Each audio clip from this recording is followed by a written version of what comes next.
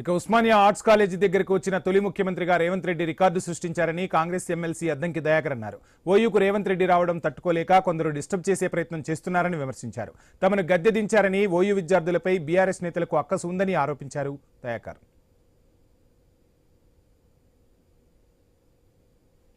ముఖ్యమంత్రి గారు ఉస్మానియా యూనివర్సిటీకి వచ్చి 1000 కోట్ల రూపాయల అభివృద్ధి పనులకు ఈరోజు శాంక్షన్స్ ఇవ్వడం అనేది చారిత్రాత్మకం. ఒక ముఖ్యమంత్రి ఉస్మానియా యూనివర్సిటీకి ముఖ్యమంత్రి హోదాలో వచ్చి ఆర్ట్స్ కాలేజ్ వేదికగా ఎక్కడైతే ఉద్యమ కేంద్రమైందో అక్కడ ఆ వేదికగా 1000 కోట్లు ప్రకటించడం అనేది ఒక చరిత్ర.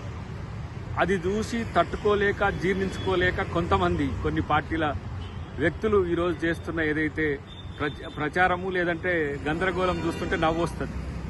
కనీసం ఉస్మానియా యూనివర్సిటీ 100 సంవత్సరాల రోజుల్లో ఈ ఉస్మానియా యూనివర్సిటీ లోపలికి కూడా రాలేకుండా ఆడిటోరియంకి వచ్చిపోయిన ముఖ్యమంత్రి గత ముఖ్యమంత్రి అయితే ఉస్మానియా నడ గడ్డ మీద ఇలా నల్లమల్ల పులి బిడ్డ వచ్చి పేదలకు ఎస్సీ ఎస్టీ బీసీలకు మేలు జరిగే యూనివర్సిటీని 10 కాలాల పాటు ప్రపంచవ్యాప్తంగా ఉండే యూనివర్సిటీలతో పోటీపడే విధంగా తయారు చేయడానికి చేసిన ఈ ప్రణాళికని ఇలా జీర్ణించుకోలేని శక్తులు మాత్రమే దీన్ని విమర్శిస్తాయి. డెఫినెట్గా భవిష్యత్తులో విద్యార్థుల యొక్క విద్యనే కాదు ఉద్యోగ ఉపాధి అవకాశాల మీద కూడా పెద్ద ఎత్తున ఈరోజు ముఖ్యమంత్రి గారు సభావేదికగా చెప్పడం జరిగింది.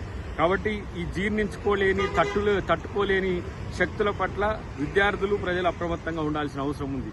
ఏనాడు విద్యార్థుల గురించి అసలు ఉస్మానియా యూనివర్సిటీనే ఒక ప్రైవేట్ యూనివర్సిటీగా మార్చి ప్రైవేటు వ్యక్తులకు కట్టబెట్టేందుకు ప్రయత్నం చేసిన ఇలా చరిత్ర గత పాలించిన పాలకులది.